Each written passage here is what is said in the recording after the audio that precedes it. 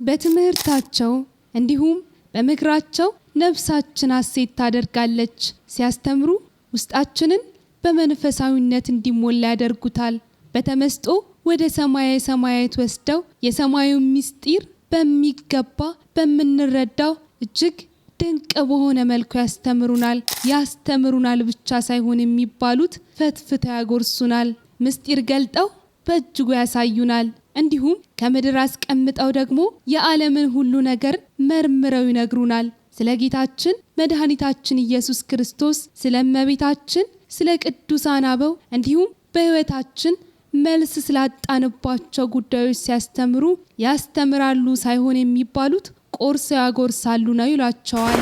ትምህርታቸው ተሰምቶ አይጠገብም። ድንቅ አባት፣ ታላቅ መምህር፣ የቤተ ክርስቲያናችን እንቁ ሊቅ፣ ብዙ ያልተነገረላቸው መጋቢ ብሉይ ወሐዲስ ርዕሰ ሊቃውንት መምህር አባ ገብረ ኪዳን ግርማ።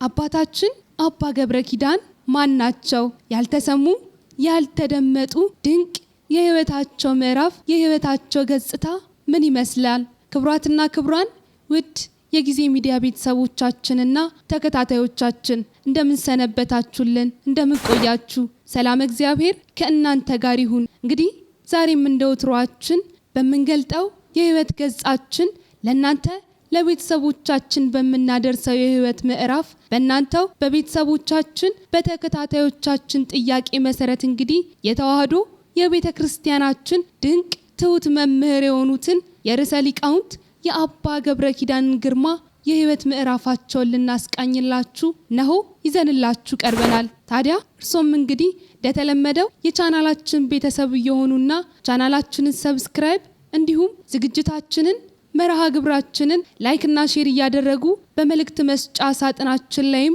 ሐሳብ አስተያየቶን እያሰፈሩ ይህ ዝግጅት ቢቀርብልን የዚህ ብፁዕ አባት የዚህ መምህር የዚህ ዘማሪ ሕይወት ብታስቃኙን የምትሉትን ሐሳቦትን እያሰፈሩልን እስከ ዝግጅታችን ፍጻሜ ድረስ አብረውን ይቆዩ።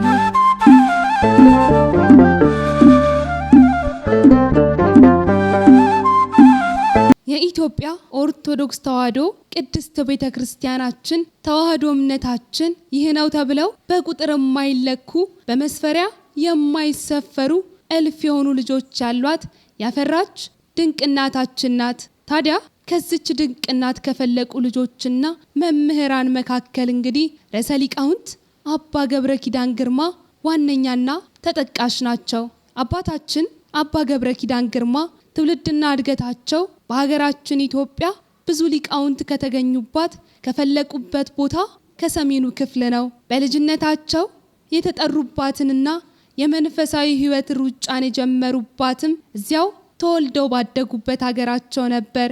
ቅዳሴ ማርያምን ንባብና ትርጓሜያቸውን እንዲሁም ምስጢራቸውን ጠንቅቀው የሚያውቁ ታላቅ ድንቅ አባት ናቸው።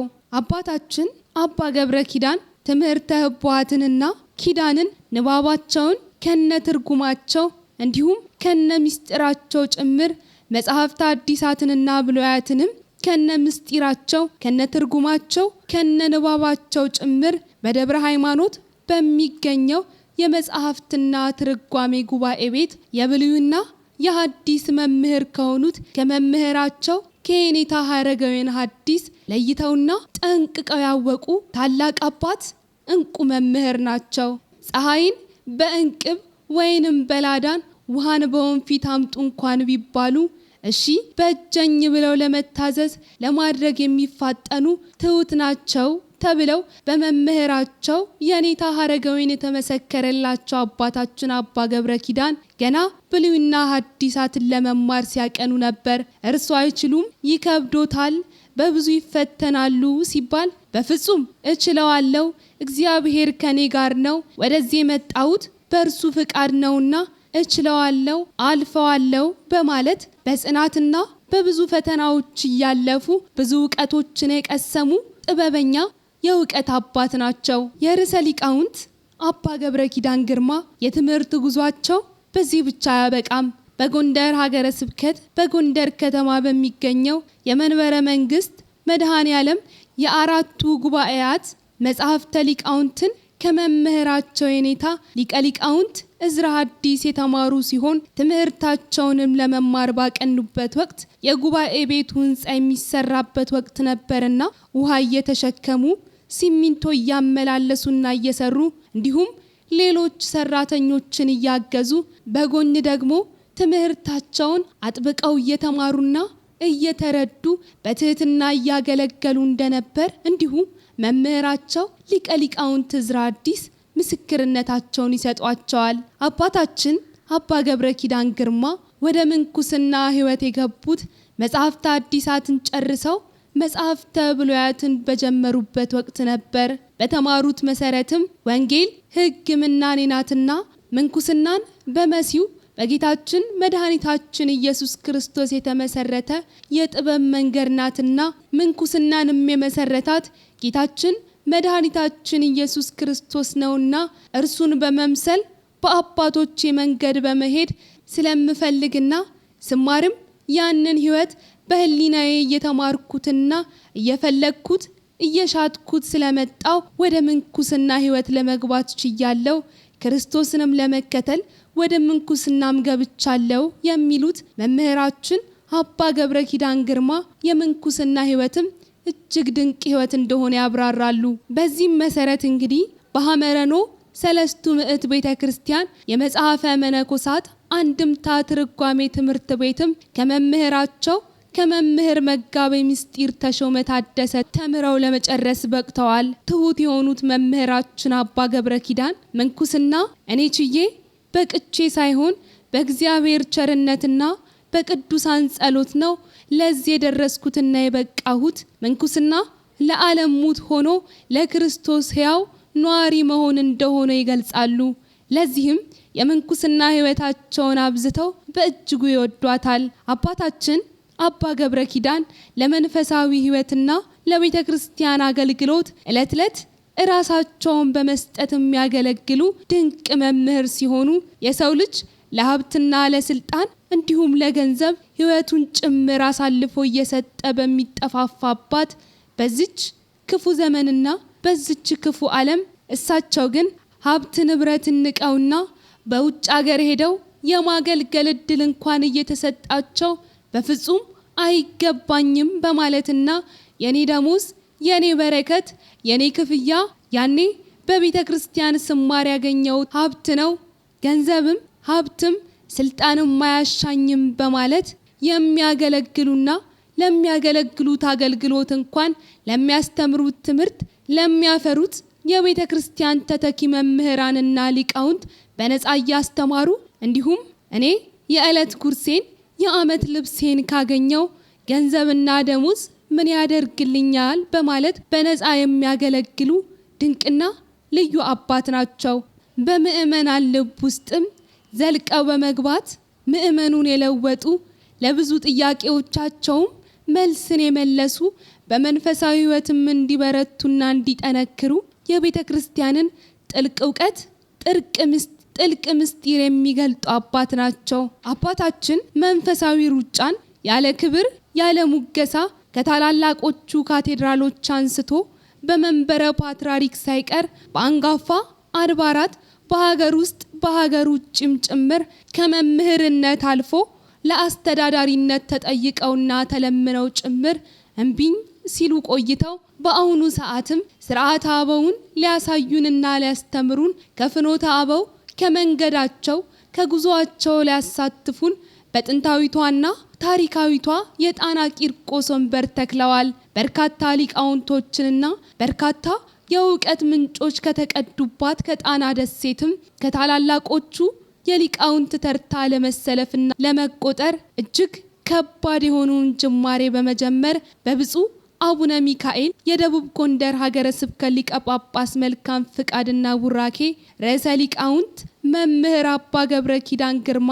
በሚል የማዕረግ ስም እየተጠሩ የርዕሰ አድባራት ወገዳማት ጣና ቂርቆስ ገዳም የአራቱ ጉባኤያት የብሉያት የሐዲሳት የሊቃውንትና የመነኮሳት ምስክር መምህር በመሆን ተሹመዋል።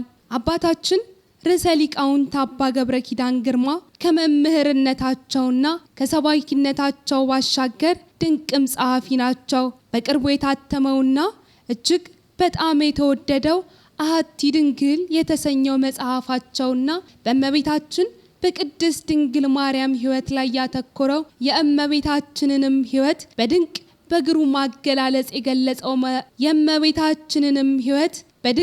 በግሩም አገላለጽ የገለጸው መጽሐፋቸው ለዚህ ዋነኛ ማጣቀሻችን ነው።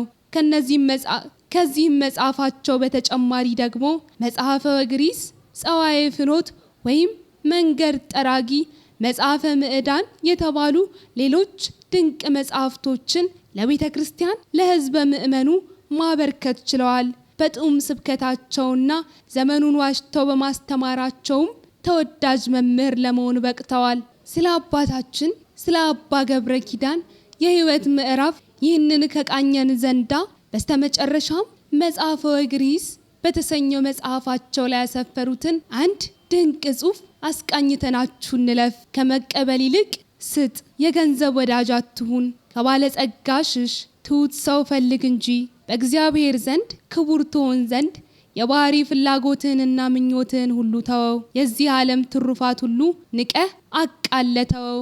እጅህን ለመቀበል አይደለ ለመስጠት ዘርጋ።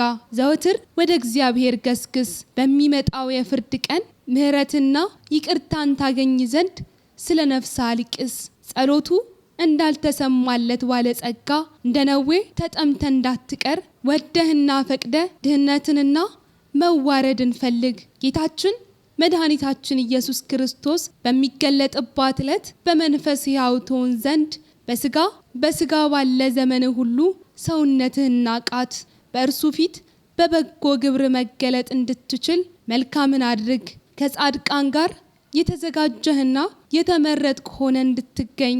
ሰዓሊ ስዕልን ቢያበላሽ እንደ ክፉ አድራጊ እንደሚሳደብ አንተም ስራን ሁሉ አታበላሽ። ይልቁንም አንተ ግን መልካም ስራን ሁሉ እንደሚሰራ በጎ ገበሬ ሁን።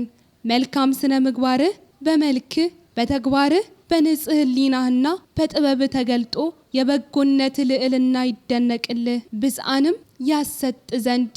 ውድ የጊዜ ሚዲያ ቤተሰቦቻችንና ተከታታዮቻችን በርዕሰ ሊቃውንት አባ ገብረ ኪዳን የሕይወት ምዕራፍ የሕይወት ገጽ ዙሪያ ያስቃኘናችሁ ያዘጋጀንላችሁ ዝግጅት ይህንን ይመስላል። በሌላ ዝግጅት በሌላ ፕሮግራም እስክንገናኝ ድረስ ሰናይ ጊዜ